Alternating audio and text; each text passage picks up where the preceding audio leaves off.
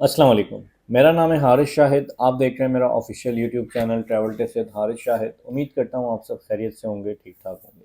आज हम बात करने जा रहे हैं यूएसए वीज़ा के हवाले से। अमेरिका का वीज़ा क्यों रिजेक्ट होता है, रिजेक्शन के रीजंस क्या होते हैं। आज की वीडियो में मैं आपको 4 से 5 वो मेन रीजंस बताऊंगा जिसकी वजह से अमेरिका का वीज़ा जो है वो रिजेक्ट होता है। काफ़ी ज़्यादा ईमेल्स और मैसेजेस आप लोग के आ रहे थे कि भाई रिजेक्शन के हवाले से बताएं कि वीज़ा रिजेक्ट क्यों होता है, क्योंकि आजकल बहुत ज़्यादा रिजेक्शन आ रही है अमेरिका के हवाले से। तो आज हम बात करेंगे स्पेशली कि भाई अमेरिका का वीज़ा क्यों रिजेक्ट होता है और आपको किन किन चीज़ों का ख्याल रखना चाहिए वीज़ा अप्लाई करने से पहले, या जब आप इंटरव्यू देते हैं उस वक्त आपको किन किन चीज़ों का ख्याल करना चाहिए, कैसे इंटरव्यू देना चाहिए। हम तो चीज़ें डिटेल से डिस्कस करेंगे। चैनल पर नहीं हो तो सब्सक्राइब कर दीजिएगा, बेल आइकन को भी प्रेस कर दीजिएगा ताकि तमाम इन्फॉर्मेशन आप तक टाइमली पहुंचती रहे। अमेरिका का जब आप वीज़ा अप्लाई करते हैं तो जस्ट आपको एक फॉर्म फिल करना होता है, DS-160 फॉर्म, जिसमें अपनी तमाम तर इन्फॉर्मेशन इनपुट करते हैं।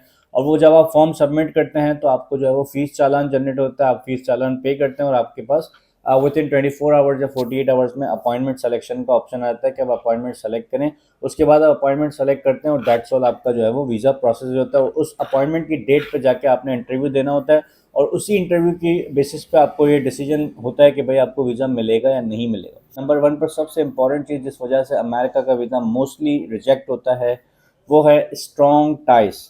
यानी कि जिस भी कंट्री से आप वीज़ा अप्लाई कर रहे हैं, आप पाकिस्तान से अप्लाई करें, आप इंडिया से अप्लाई करें, बांग्लादेश से, सऊदी अरब से, यानी किसी भी कंट्री से आप अप्लाई करें, तो आप ये मेक श्योर करें कि आपके उस कंट्री के साथ टाइज स्ट्रांग होने चाहिए, होम टाइज स्ट्रांग होने चाहिए। अब होम टाइज में बहुत सारी कैटेगरीज आ जाती हैं, जैसे कि आपके फैमिली टाइज आ जाते हैं कि भाई अगर आप अप्लाई कर रहे हैं इंडिविजुअल, तो आप पीछे ये शो कर दें कि भाई आप अपने बीवी बच्चों को यहाँ पे कंट्री में छोड़ के जा रहे हैं, वहाँ पे वो आपको आना ज़रूरी है क्योंकि वो यहाँ पर ऑलरेडी हैं, तो ये एक स्ट्रॉन्ग टाइज माना जाता है। इसके अलावा आपके एसेट्स, अगर आपके पास होम कंट्री में कोई प्रॉपर्टीज़ हैं, आपके पास कोई एसेट्स हैं जो बहुत ही इंपॉर्टेंट है, जो आप प्रूव करते हैं अपने वीज़ा एप्लीकेशन में कि भाई मेरे पास इतनी सारी प्रॉपर्टीज़ हैं, मैं आपके कंट्री में जाके स्टे नहीं करूँगा, मैं जस्ट टेम्प्रेरी विजिट वीज़ा पे जा रहा हूँ या मैं बिजनेस मीटिंग अटेंड करने जा रहा हूँ, वॉट एवर आपका रीज़न है, तो मैं टाइमली वापस पाकिस्तान आ जाऊंगा। इसके साथ साथ बैंक स्टेटमेंट, जो कि बहुत ही मैंडेटरी पार्ट है कि आपकी बैंक स्टेटमेंट स्ट्रांग होनी चाहिए। अमेरिका का जब आप वीज़ा अप्लाई करते हैं तो कम से कम आपके अकाउंट में 2 मिलियन होना चाहिए। अगर आप इंडिविजुअल अप्लाई कर रहे हो, अगर आप मल्टीपल लोग अप्लाई कर रहे हैं, एक से ज़्यादा लोग अप्लाई कर रहे हैं, तो उसी हिसाब से आपको ईच पर्सन के हिसाब से 1 मिलियन की अमाउंट एटलीस्ट अकाउंट में शो करनी चाहिए। अगर इससे ज़्यादा है तो बहुत अच्छी बात है, लेकिन इतना कम से कम आपके पास क्लोजिंग बैलेंस में होना चाहिए।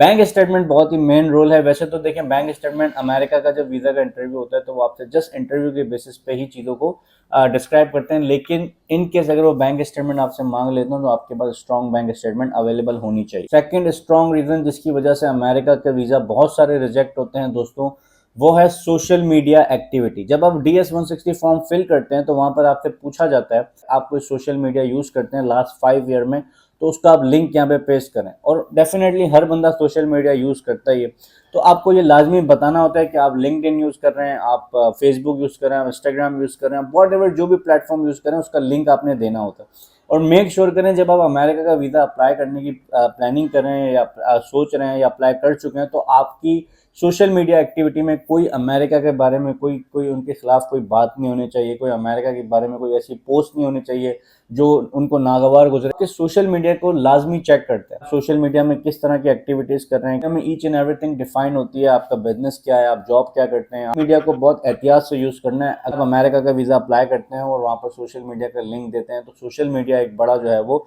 मेन रोल यहाँ पर प्ले करता है। थर्ड नंबर पर जो रिजेक्शन आती है वो ज़्यादातर आती है ट्रैवल प्लान, कि आपका ट्रैवल प्लान क्लियर नहीं होता। आपको ट्रैवल प्लान आपने अच्छे से डिफाइन करना होता है कि अगर आपका 15 दिन का टूर है, इनका अगर आपको 15 दिन अमेरिका में स्टे करना है तो 15 दिन के हिसाब से आपके पास ट्रैवल प्लान होना चाहिए कि मैं शुरू के 5 दिन न्यूयॉर्क जाऊंगा, फिर उसके बाद मैं ह्यूस्टन चला जाऊंगा, फिर मैं मियामी चला जाऊंगा, या मैं नायग्रा फॉल्स देखने चला जाऊंगा। यानी आपकी जो पिक्चर है वो क्लियर होनी चाहिए। जब वीज़ा ऑफिसर को अपना ट्रैवल प्लान डिफाइन करें तो उसको समझ आ जाए कि भाई इस बंदे का ऑलरेडी ट्रैवल प्लान डिसाइडेड है। तो केसेस में लोगों का माइंडसेट ये होता है कि जब वीज़ा अप्रूव हो जाएगा उसके बाद हम डिसाइड करेंगे अमेरिका में कहाँ पे जाना है। वो ठीक है, वो तो आपकी डिसीजन है, लेकिन जब वीज़ा ऑफिसर को आप बताएंगे तो उस वक्त आपके पास एक ट्रैवल प्लान मौजूद होना चाहिए कि भाई मैं इस 15 दिनों में यहाँ यहाँ पे जाना चाहता हूँ। सही है, तो ये ट्रैवल प्लान की वजह से बहुत सारे वीज़ा रिजेक्ट हो जाते हैं। तो आपने DS-160 फॉर्म में कोई झूठ नहीं लिखना। याद रखें कि अगर आप आज एक झूठ लिखेंगे तो अगले 10 साल तक वो आपके लिए प्रॉब्लम क्रिएट करेगा। सिर्फ अमेरिका के वीज़ा में नहीं बल्कि UK में, ऑस्ट्रेलिया में, कनाडा में, क्योंकि सारे कंट्रीज आपस में डेटा शेयर करते हैं। तो आपने कोई बात झूठ नहीं लिखनी। अगर आपकी सैलरी 50,000 है तो आपने 50,000 ही फॉर्म में लिखना है, आपने 2 लाख रुपए शो नहीं करना। यानी कि ईच एंड एवरीथिंग आपने एक्यूरेट बताना है, कोई ऐसी बात नहीं बतानी जिस वजह से आपको खुद डाउट हो कि यार ये चीज़ एक्चुअल में एग्जिस्ट नहीं करती और आप वो चीज़ फॉर्म में लिख दें। फॉर्म में सिर्फ वही चीज़ें लिखी जाती हैं, फॉर्म में सिर्फ वही डिटेल लिखी जाती हैं जो एक्चुअल में एग्जिस्ट करती हैं। जो आप बिजनेस करते हैं या जिस कंपनी में आप जॉब करते हैं, आपकी सैलरी क्या है, आप जो है वो अमेरिका में कब जाना चाह रहे हैं, कब वापस आना चाह रहे हैं, आपका इंटेंशन बहुत ही क्लियर होना चाहिए। और मोस्ट इंपॉर्टेंट थिंग, आपका इंटरव्यू कॉन्फिडेंटली होना चाहिए। यानी कि जब आप इंटरव्यू देने जाते हैं तो आपका आई कांटेक्ट होना चाहिए वीज़ा ऑफिसर से, ना कि आप घबरा रहे हो, आप कंफ्यूज हो रहे हो। क्योंकि देखें, आपको 3 से 4 मिनट का टाइम मिलता है इंटरव्यू के लिए। आपके पीछे क्यू होती है, लाइन लगी हुई होती है। ऐसा नहीं है कि वीज़ा ऑफिसर आपको अलग से 10 मिनट बात करेगा। उनके पास 3 से 4 मिनट होते हैं जिसमें उनको डिसाइड करना होता है कि आपको वीज़ा देना है या नहीं देना।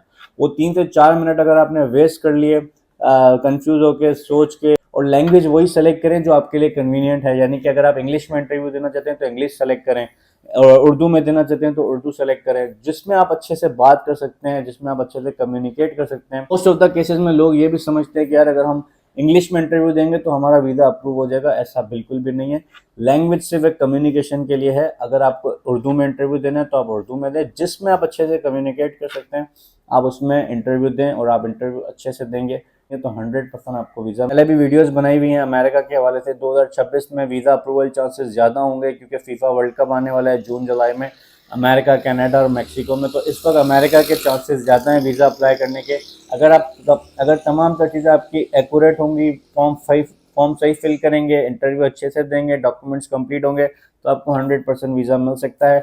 और एक और चीज़ ये है कि ट्रैवल हिस्ट्री भी थोड़ी बहुत होना ज़रूरी है। फ्रेश पासपोर्ट पे अगर आप चले जाते हैं अमेरिका का वीज़ा अप्लाई करना, तो फिर आपके पास स्ट्रॉन्ग टाइज, स्ट्रॉन्ग डॉक्यूमेंट्स होने चाहिए। कोई रीज़न होना चाहिए कि आप फ्रेश पासपोर्ट पे क्यों जा रहे हैं, आपने पहले कहीं ट्रैवल नहीं किया।